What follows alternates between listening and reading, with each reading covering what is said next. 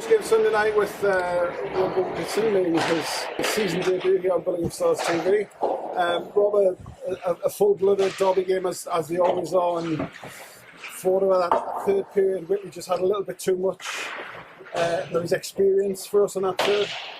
I think so. They were just we were in a game with them for 2 periods, and then I think at the end, I think they're just. I just think they know how to play these games. They've got a lot of older lads, a lot of experienced lads, and and they didn't give us anything, and they were just relentless in the end, and just really disappointing. Just too much for us in the third period. Yeah, 4-1 possibly not a true reflection of the way the game went. Oh, not really. Like I said, after 2 periods, it's 1-1, and you could argue we could have sneaked one at the end of the second period. We could have gone 2-1 up, which would have been huge. And then I think we go on the last period and they get like I can't remember the goal. Was it a power play goal? Was it a shot? It came off Tom's pads. I can't remember, but they got a couple of bounces there for a couple of goals, and then they didn't look back after that. They looked pretty dominant after that, if I'm going to be honest. Go back to the start of the game. The Stars, as they have done last few games, come out flying. Fantastic first period. Do you think we kind of surprised them with the first period? They maybe weren't ready for what we were going to throw at them. Yeah, I think so, definitely, because we were flying, and we were putting the D's under pressure. We got the forecheck going, and we put them under a lot of pressure, and they were getting a little bit, as the game went on, for a team that probably wanted to play hockey. I do think they were getting a bit rattled a little bit. You know, there was one or two.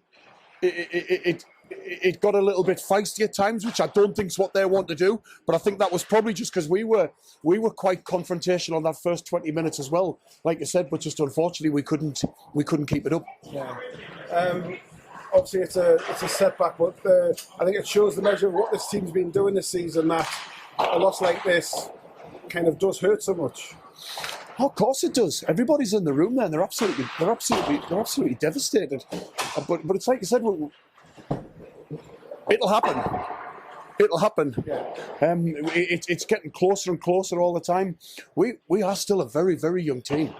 We are a really, really young team, and we are getting better. Like if we'd stood here last year, the first time we played Whitley, I think that they were fairly dominant over us this last time. Where they've had a good battle tonight.